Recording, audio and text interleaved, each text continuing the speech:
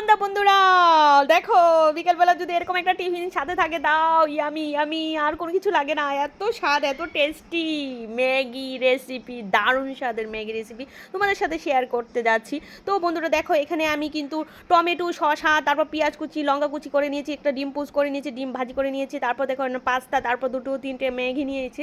হ্যাঁ, আর এই যে দেখো ডিমটাকে আমি উল্টিয়ে পাল্টিয়ে একদম ইয়ে করে নিয়েছি, ঝুরঝুরি করে নিয়েছি। তারপর দিয়ে দিচ্ছি তেল, তারপর পেঁয়াজ, তারপর টমেটো কুচি, তারপর লবণ দিয়ে এটা ভেজে নিয়েছি। ভেজে নেওয়ার পর কাঁচা লঙ্কাটা দিয়ে দিচ্ছি, কাঁচা লঙ্কা দেওয়ার পর দিয়ে দিচ্ছি পাস্তা, তারপর দিয়ে দিচ্ছি তিনটে হচ্ছে ম্যাগি, ঠিক আছে। দুটো দিয়েছি, তারপর একটা দিয়ে দেবো, দেখবে এই যে দেখো দিয়ে দিয়েছি তিনটে। মা ভাবছি যে দুটো দিলে হবে না, এত টেস্টি হবে, বেশি করে খাবো, পেট ভরে খাবো, সেই জন্য তিনটে দিয়ে দিয়েছি। তারপর এত পরিমাণ মানে অল্প পরিমাণ জল দিয়েছি যেন এটা শুকিয়ে সিদ্ধ হয়ে একদম ভাজা ভাজা হয়ে যায়, ভাজা ভাজা ম্যাগি করে নিয়েছি। দেখো এখন ঢেকে দিচ্ছি, ঢেকে দেওয়ার পর এই যে দেখো হয়ে গেছে সিদ্ধ। তারপর দিয়ে দিচ্ছি মশলা, ম্যাগি মশলা দিয়ে একটা নেড়ে চেড়ে, তো একদম ঝরঝরে, দেখো একটার গায়ে একটা লাগেনি, এত ঝরঝরা হয়েছে।